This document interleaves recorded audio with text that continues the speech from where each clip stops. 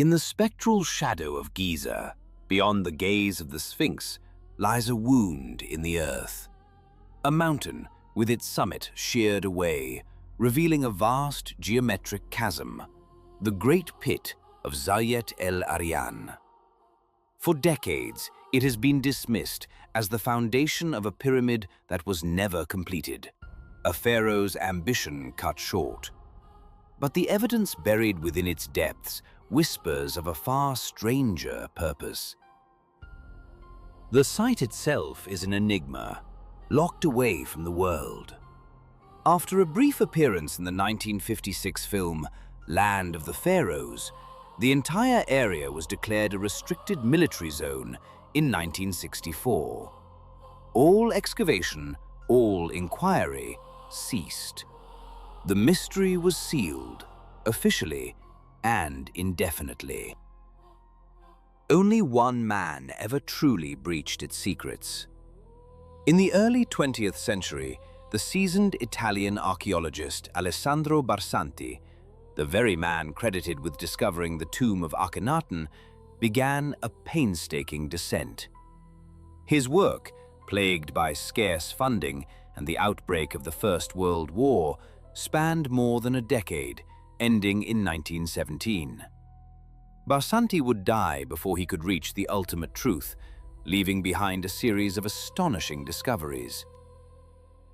He unearthed a descending corridor, 100 meters in length, plunging 30 meters into the limestone plateau.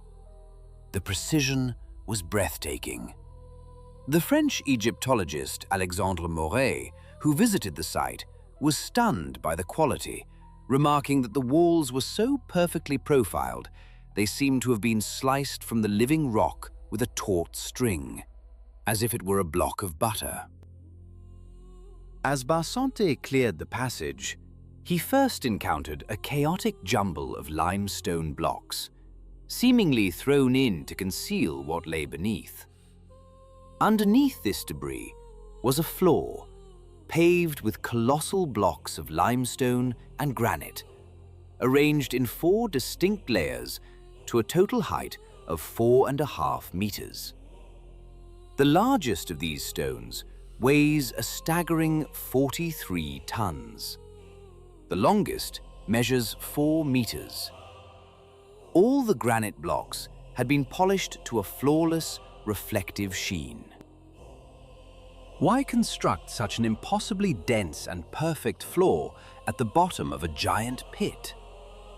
What was it designed to protect or to contain?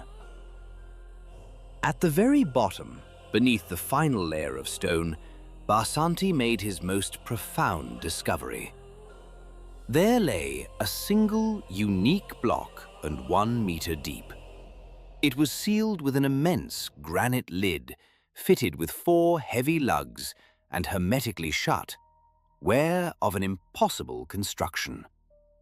It poses a question not of how our ancestors achieved such feats, but of why, a purpose so profound it demanded the earth itself be hollowed out, only to be filled in and forgotten.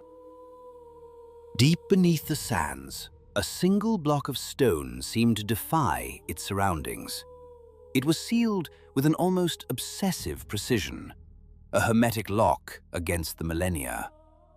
The excavator, Alessandro Barsanti, would later write of a strange impression, as if the ancient builders had desperately sought to hide this one particular stone, burying it deep beneath a mountain of others, a secret to be kept from the sun itself. Etched upon an adjacent block, a clue, a single royal cartouche. Within its bounds, a name that resonates not with the grand pharaohs of the New Kingdom, but with the very dawn of Egyptian civilization. Neferkara. To many, this is not the name of a man, but of a myth, a semi-divine ancestor to the first rulers of the Nile, a ghost from a time before history was written. The vessel itself was an object of profound strangeness, resembling nothing so much as a colossal coffer for some giant's This is where things get really interesting. What you're about to hear might explain why this was never meant to be discovered. Perfume. Undeterred by the ominous care with which it had been concealed, Basanti resolved to unveil its secrets. "With every precaution taken," he wrote, "I allowed myself to hope that its contents would prove to be of the utmost value." But the hope was fleeting. As the interior was revealed, a stark reality presented itself. "I was deceived once more," his account continues. "I discovered that it was completely empty. Empty, yet not without a story to tell, for clinging to the polished granite walls was a dark stain, a black band precisely 10 centimeters in height. Basanti theorized it was the ghost of a liquid, a fine sediment left behind by some precious substance that had, over countless centuries, simply vanished into the air. While his companions dismissed the vessel as an unused sarcophagus, Basanti refused. The sheer obsessive effort taken to protect it, to bury it, was proof that something of immense importance had once rested within. The dark residue was the only remaining witness to its nature. Why, he reasoned, would they entomb an empty box beneath such an immense mass of stone? And the stone that hid it was no mere rubble. The blocks of the floor were joined with a logic that was both perfect and bewildering. Another still, descending into an unknown darkness. For years, Alessandro Barsanti dedicated himself to this enigma. One by one, he and his team wrestled the blocks from the earth, a painstaking effort to solve the puzzle and reach the hidden chambers he felt certain lay below. In total, 426 tons of stone were lifted from the pit. And then, nature offered a clue that brute force could not. A torrential downpour flooded the excavation, filling the pit with water to a depth of 3 meters. Yet, as night fell, something extraordinary occurred. By midnight, the water level had dropped by a full meter. Barsanti understood at once.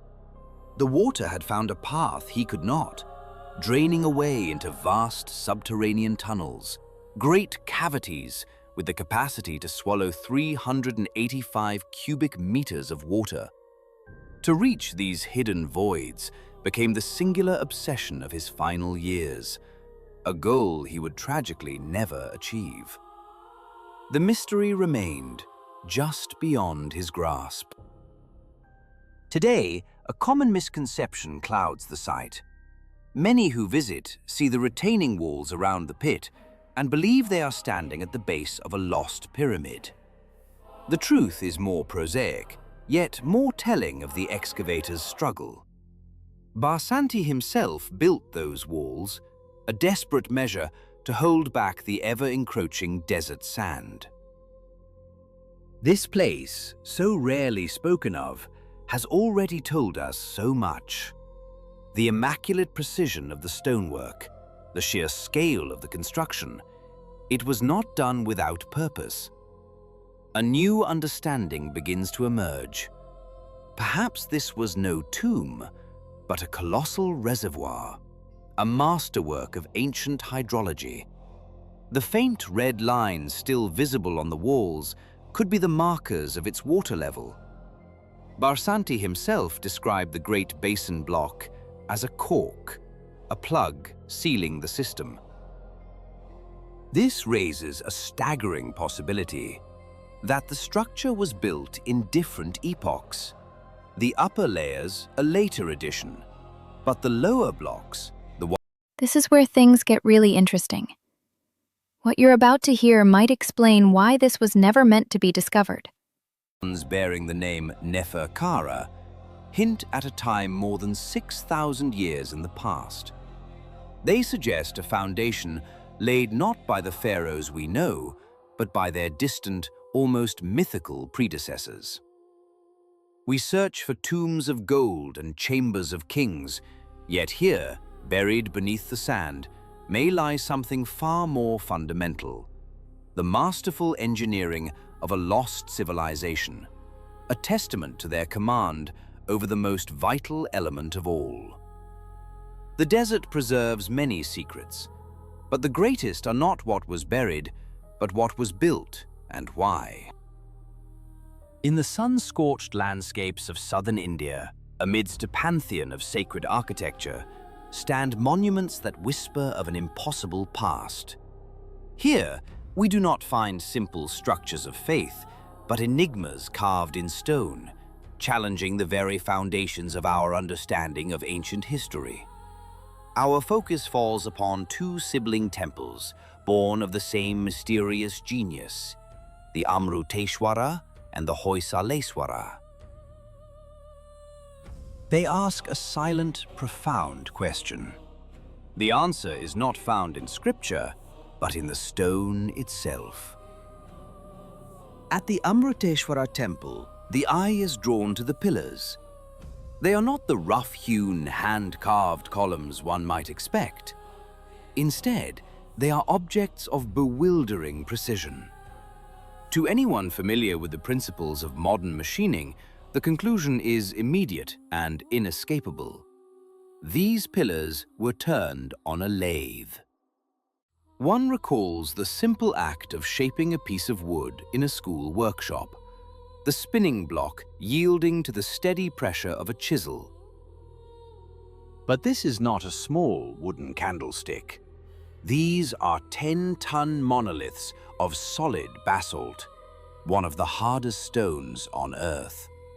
To shape them with such perfect concentric symmetry would require not just a lathe, but a colossal machine, capable of rotating immense weight at tremendous velocity. The power source for such a device remains a profound mystery. It is a feat of engineering that could not be achieved by the slow, rhythmic pull of elephants or the coordinated strain of human muscle. Some have sought simpler explanations, proposing the use of geopolymer concrete, a form of artificial stone cast in a mold. But the evidence of the basalt itself resists this theory. The stone is real, its crystalline structure bearing witness to its volcanic birth. The finish is what truly stuns the senses. The columns are polished to a degree of reflectivity that borders on the supernatural. In the cool, dim light of the temple interior, one can see a distorted reflection to achieve on such a scale, even with diamond-tipped tools and computer-guided machinery. Remarkably, the academic world does not entirely dispute the observation. Most scholars and engineers who study these artifacts agree that lathe turning is the most logical, if not the only, explanation for their creation. Yet, this consensus solves nothing. It merely deepens the enigma. It forces us to confront the existence of a technology that, according to our established timelines, simply should not have existed in 12th century India. A short journey brings us to its spiritual twin. Stay with me, because what comes next has been hidden for a very long time, and only a few people know the truth behind it. The Hoysaleswara temple. Here, the same unknown masters applied their craft not just to grand architectural elements, but to the finest, most intricate details. The walls are a tapestry of divine figures and complex patterns, each carved from the same unforgiving basalt. But they do not look carved. They possess a fluidity, a seamless quality that gives the impression of being cast from molten metal, which then cooled and solidified into its final, perfect form. The ornamentation defies belief. In one decorative frieze, we find holes drilled through the stone that are not only impossible, as thin and flexible as a single strand of straw or a fine wire, can navigate these delicate internal channels. To achieve this with hand tools, chisels, and drills would be a task of such microscopic delicacy and patience as to be functionally impossible. A further clue presents itself to those who dare to touch. Tapping gently on different elements of the same sculpture yields distinct, metallic ringing tones.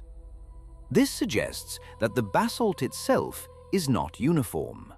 It possesses varying densities within a single continuous piece. In the modern world, this is a known outcome of a highly advanced process known as stone casting, a technology our own civilization only began to develop in the early 20th century. The official narrative, however, holds that every single one of these baroque, impossibly detailed figures was chiseled by hand. If we dismiss carving and accept the evidence for casting, the puzzle only becomes more complex. The creation of molds for such intricate three-dimensional forms, with their delicate undercuts and internal passages, would represent a level of artistry and technical sophistication, perhaps even greater than the carving it replaced. In the modern age of digital analysis, some have scoured these ancient walls for a key, a technological Rosetta Stone.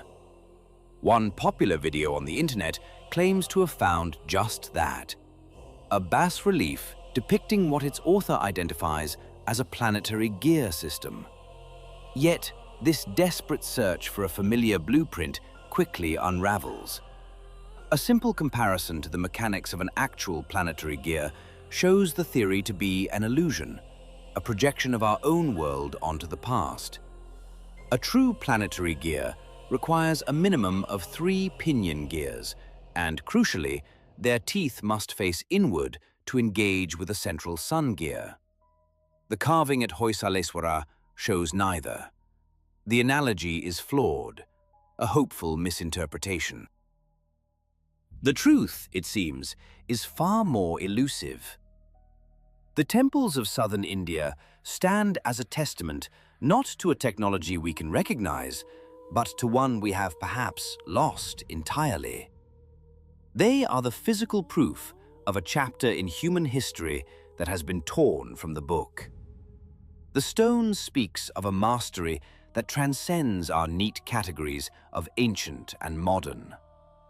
It does not offer easy answers, but instead leaves us in a state of profound and unsettling wonder, forcing us to question not what they knew, but how much we have forgotten. Across the stone reliefs of ancient India, a profound mystery is etched in time.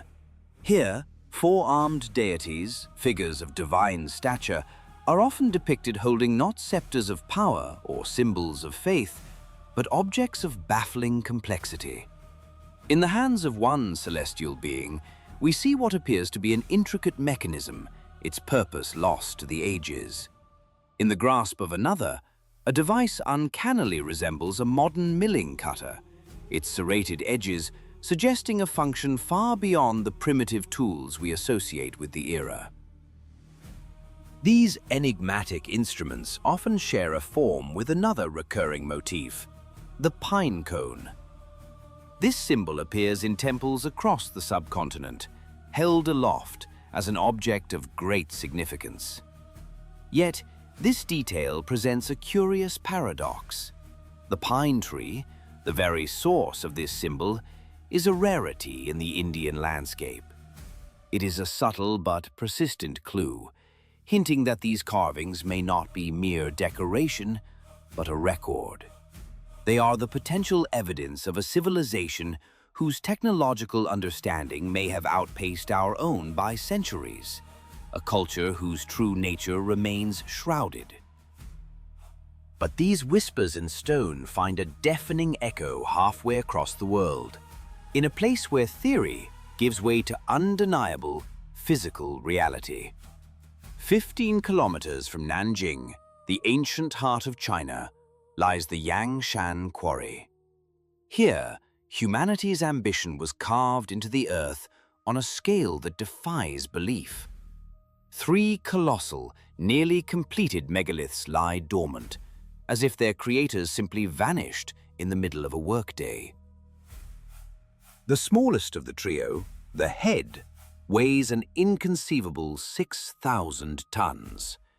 Its surface is marked with protruding bosses, a quarrying signature hauntingly familiar to researchers who have studied the impossible stonework of Peru and Egypt. The middle section, the body, is a 9,000-ton leviathan, recognized as the longest single megalith ever hewn from the earth. If raised to stand on its end, it would tower over the Statue of Liberty. But both are dwarfed by the base, a behemoth of 16,000 tons. Its dimensions are staggering: 30 meters in length, 16 in height, and 13 in thickness. To put this mass into perspective, it is more than 10 times the weight of the famed Stone of the Pregnant Woman at Baalbek, long considered one of the heaviest blocks ever moved by man. The accepted narrative attributes this undertaking to the great Emperor Yongle. Wait, this is not the full story. The most important part is just beginning, and it changes everything we thought. Who, in the 15th century, supposedly ordered a gigantic stele to be carved in honor of his deceased father. These 3 megaliths were to be its constituent parts, and here we are offered the familiar, convenient explanation. The builders, in their ambition, simply overreached. They realized, mid-process, that the task of moving such weights was impossible and abandoned the project. Yet this official history begins to fray when confronted with the sheer physical evidence. To attribute this to Emperor Yongle's builders seems to ignore the profound questions the quarry itself asks. The true enigma is not the stones themselves, but the void they left behind. One must look at the walls of the quarry. They are sheer, impossibly smooth vertical faces rising to terrifying heights. This defies all logic, ancient and modern. For millennia, quarrying has been conducted using a terraced method, a series of steps or ledges cut into the rock. This approach is practical and, above all, safe. It allows for the transportation of blocks, the placement of equipment, and protects workers from the constant danger of rockfalls. Why would any sane engineer abandon a safe, efficient method for a sheer cliff face? Why expend monumental effort to smooth walls that serve no purpose, while simultaneously creating a death trap for any who work below? A single stone the size of a fist falling from such a height would be lethal. The sheer walls make any further development of the quarry a suicidal endeavor. It is a design that contradicts common sense. Unless the smoothness was not the goal, but the consequence. A more logical explanation presents itself, one that is as simple as it is staggering. These walls are the scars left by the removal of other blocks, equally immense. The quarry we see is not the result of carving 3 monoliths, but the remnant of a far larger operation, one that extracted stone on a scale we can barely comprehend. We are left standing at the edge of a chasm, not just in the earth, but in our own history. The evidence does not offer easy answers. Instead, it poses a profound and unsettling question. Are we the first high civilization to walk this earth, or merely the most recent, living among the incomprehensible ruins of those who came before? By conservative estimates, the lower section of the Yangshan quarry alone could have yielded a dozen more blocks, each rivaling the unfathomable mass of the great steely base. From the entire scarred mountain, perhaps as many as 30 such monoliths could have been born. What we see here is not a quarry in the conventional sense, but the scene of a dissection. An entire mountain, a colossal piece of the Earth's crust, was systematically carved into its constituent parts and then, somehow, spirited away. Their final destination, the purpose for which these megalithic behemoths were intended, remains one of history's great unsolved questions. They were quarried, but never placed, or, if they were, their location is a secret the landscape has yet to reveal. But a deeper confusion arises from the very stone itself.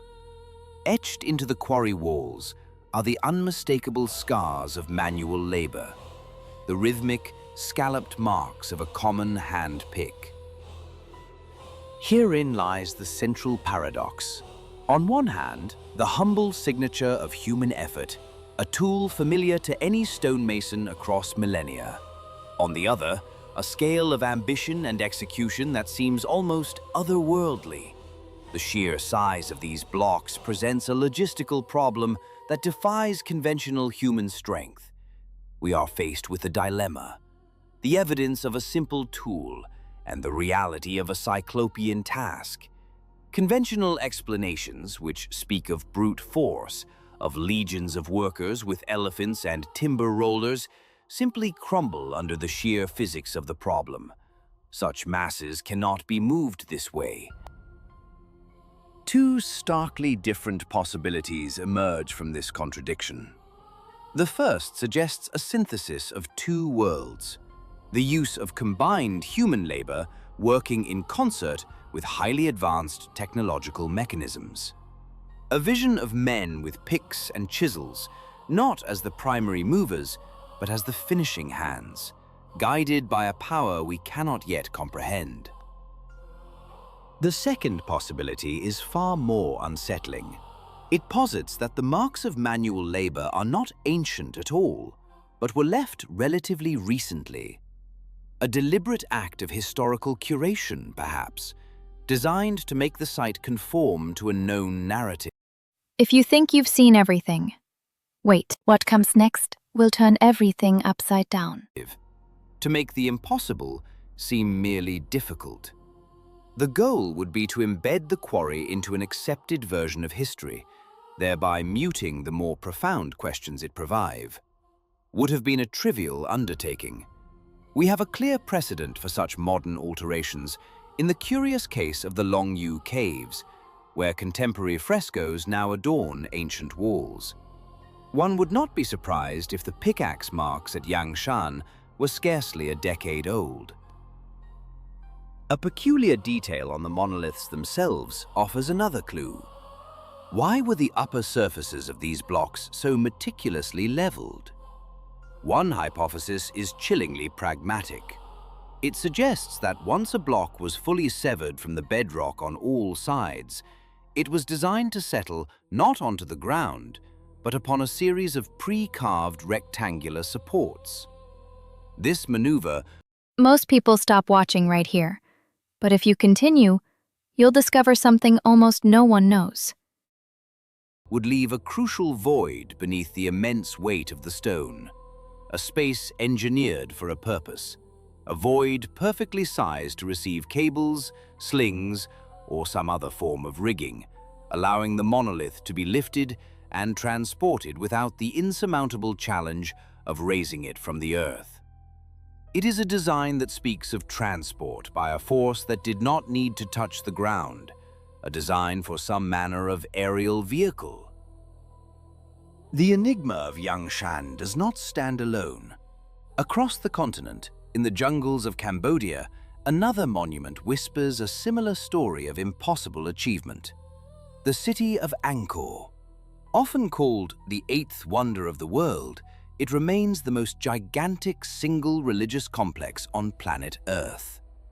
It is the heart of a vast metropolitan network that once covered nearly 3,000 square kilometers, an area equal to 3 Vaticans. This is a complex laid out with breathtaking geometric and astronomical precision. Its builders employed sophisticated engineering principles, particularly in hydrology, that our own civilization would only rediscover in the 19th century.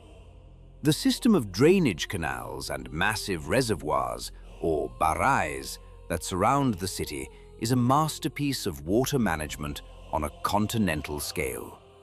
To construct the city, without even accounting for the earth moved to create these canals, an estimated 10 million tons of stone were used. The nearest suitable quarry lies 80 kilometers away. Angkor is not merely a city littered with temples, it is a sprawling landscape of stone devotion, a territory saturated with an ambition that seems to defy its era. From the dismembered mountain of Yangshan to the sprawling templescape of Angkor, we are confronted by the ghosts of a capability that eludes our understanding. The scars of a simple pickaxe, the 80-kilometer journey of 10 million tons of stone. These are not just historical puzzles. They are echoes from a past whose technological and philosophical horizons may have been vastly different from our own. Perhaps the greatest mystery is not the tools they possessed, but the sheer, indomitable will that drove them. An ambition so vast, it carved mountains and moved horizons, leaving behind questions that resonate far louder than any answers we might propose. In the sprawling jungles of Cambodia, a stone kingdom sleeps. Here, more than 70 temples rise from the earth, remnants of a civilization that etched its soul into rock. Among them, 3 names echo through history: Bayon, Angkor Thom, and the monolithic heart of the empire, Angkor Wat. The digital image, for all its clarity, fails to convey the truth of this place. It flattens perspective, tames the colossal, and silences the stones. True scale is only understood when the human form stands humbled at its base, a fleeting shadow against an eternal wall.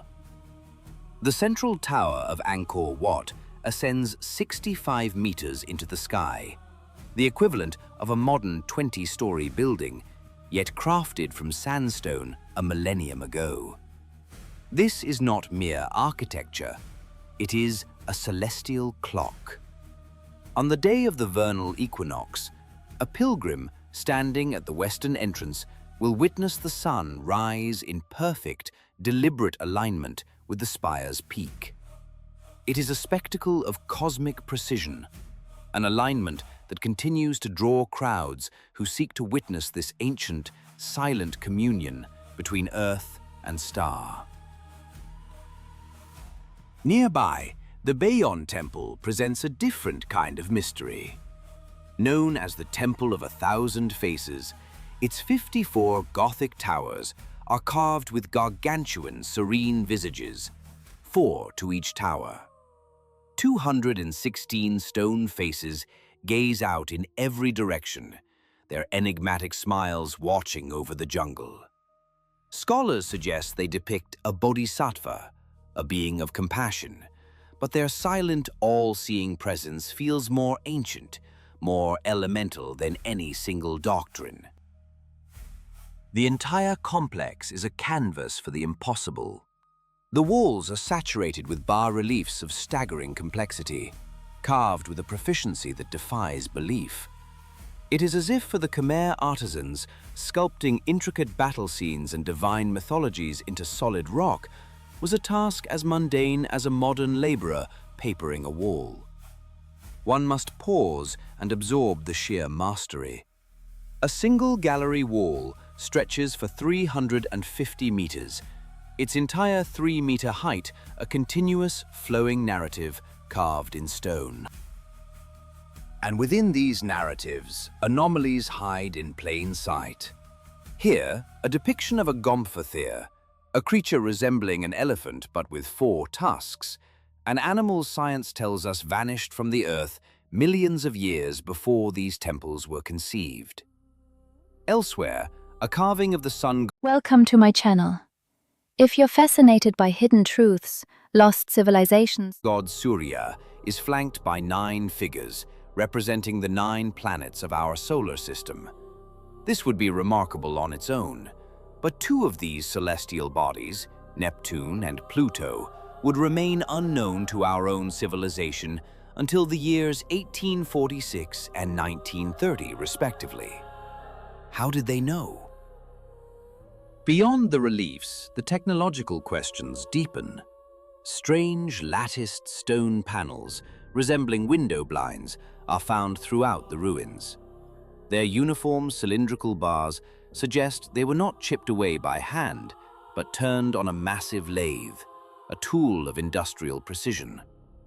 The same impossible quality is seen in the columns. So perfectly formed, they defy the logic of hand tool construction. An immaculate, flawlessly cut stone block lies abandoned, a testament to a process we cannot replicate.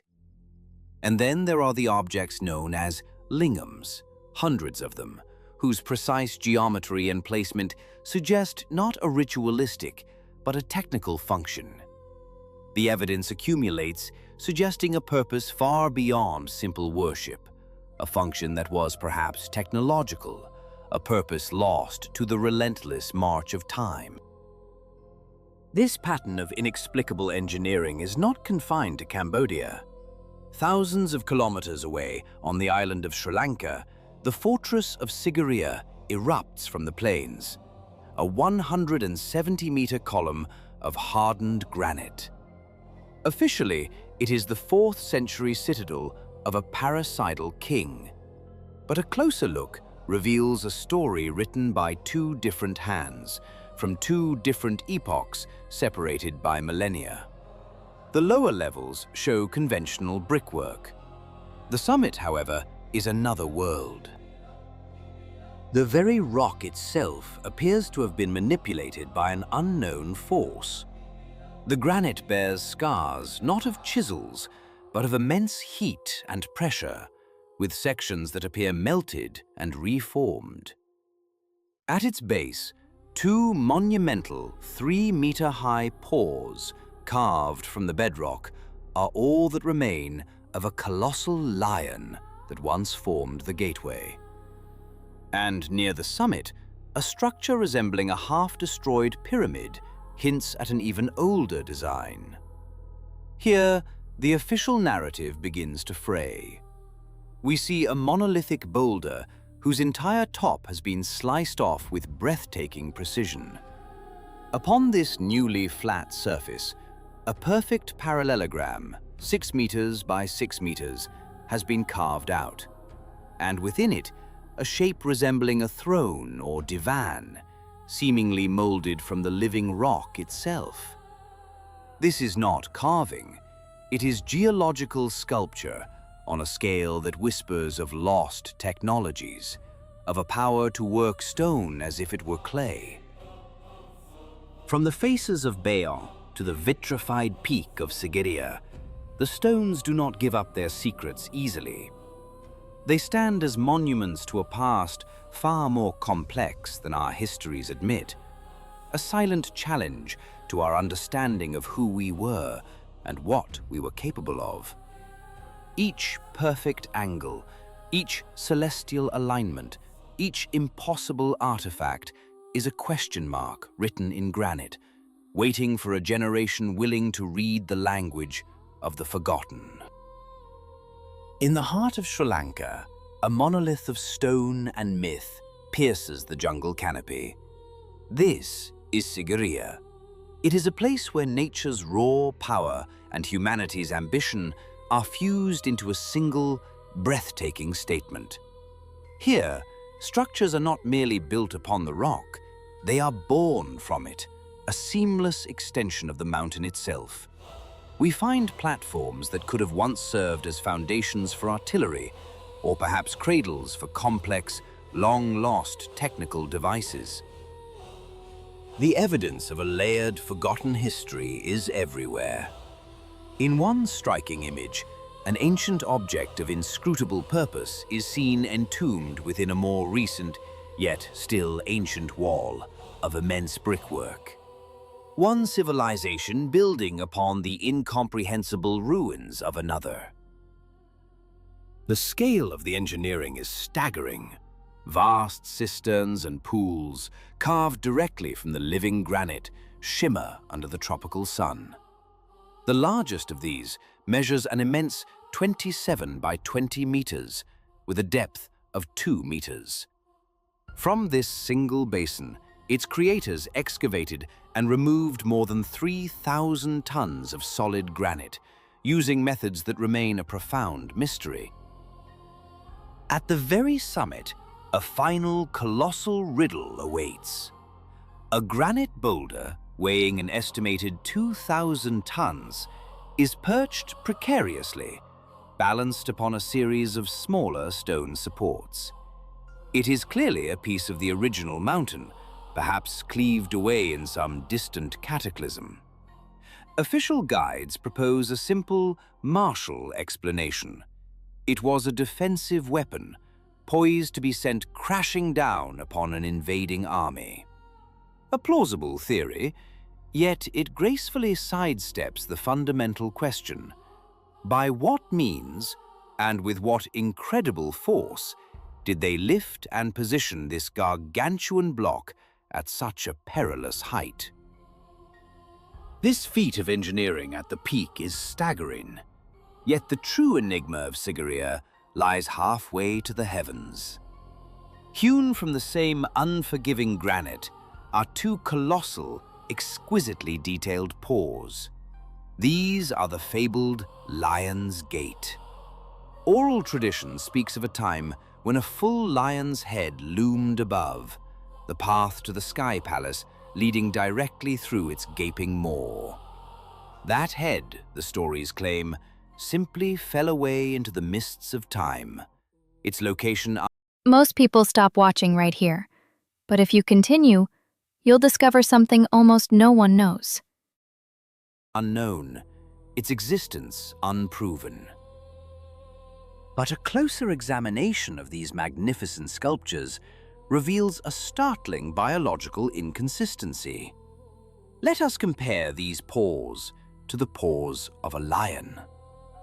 The anatomy does not align. A lion possesses 5 digits, with the prominent dew claw, akin to a human thumb, located on the inner side of the paw. The creature of Sigiriya has only 4. 3 are large and powerful, but the 4th is a smaller, almost rudimentary digit located on the outer side. This anatomical truth makes the very name of the site a paradox. Sigiriya translates to Lion Rock. It is an identity built on a flawed premise, a convenient narrative perhaps born from a fleeting comparison to the Great Sphinx of Egypt. The logic seems to have been simple. A monumental animal carving must, of course, be a lion. And so, for centuries, these have been called the Lion's Gate, and this the Lion Rock, a name born of assumption, not observation. If not a lion, then what are we truly looking at? The local fauna offers few clues. The region's reptiles, the monitor lizards, the crocodiles, the chameleons, all have 5-toed limbs. A distant similarity might be found in the talons of large birds of prey, perhaps from the owl family. One could even turn to mythology, to the image of the griffin, whose claws were depicted with great artistic variance across ancient cultures. This is where things get really interesting. What you're about to hear might explain why this was never meant to be discovered. Yet the most tantalizing, if imperfect, comparison is with a creature from a far more distant past. The paws bear a striking resemblance to those of a stygial toe on the ancient reptile Is on the opposite side. The mystery only deepens. To find a potential answer, we must look to the island's own rich tapestry of myth. The demon king Ravana, a central figure in Hindu mythology, is considered by many to be an ancient, powerful ruler of Sri Lanka. Is it possible that the ancient builders were not depicting a known animal, but giving form to their god king, a mythical beast embodying his terrible power? Or perhaps they simply carved the most fearsome predator of their age, a creature whose memory is now lost to all but the silent stone. The plateau itself is a canvas of forgotten languages, etched with markings that defy easy explanation. Some are straight and rectangular, eerily reminiscent of the tracks left by a modern bulldozer. Sigiriya does not offer easy answers. It challenges our desire for simple labels and comfortable histories. It stands as a monument not to a lion, but to a question mark, a silent testament to the profound and unsettling reality that the past is a far stranger country than we can ever truly imagine. In the most inaccessible reaches of this stone monolith, enigmatic lines are etched into the rock, their purpose and method lost to time. We are left to wonder what the original Askil hauled to this 200-meter summit. By some feat of logistics and sheer will, 3 million kiln-fired bricks were brought here. 3,000 steps of polished marble sourced from quarries unknown were laid upon its slopes. Today, a modern metal staircase clings to the cliffside, a stark admission that the original path of ascent remains a profound mystery. Here at Sigiriya, two distinct eras of construction are superimposed one upon the other. The first belongs to a far more ancient hand, builders who did not merely build on the rock, but with it. They were masters of megalithic engineering, cutting and shaping the stone with a precision that defies simple explanation. They laid a foundation for a world that would come long after them. 16 centuries ago, a second ambition was imposed upon this primal stone. King Kashyapa, a master of brick and mortar, raised a fortress palace to the sky, crowning the ancient megalith with a city of his own. It is his civilization that left behind the millions of bricks, the frescoes, and the legend. The result is a breathtaking yet dissonant fusion of epochs. One can only gaze upon it and imagine the original form, the raw stone colossus as its first creators intended. What we see today is a dialogue across millennia, where the ambitions of one king are built upon the unfathomable legacy of another, leaving the rock itself as the silent keeper of truths we may never fully grasp.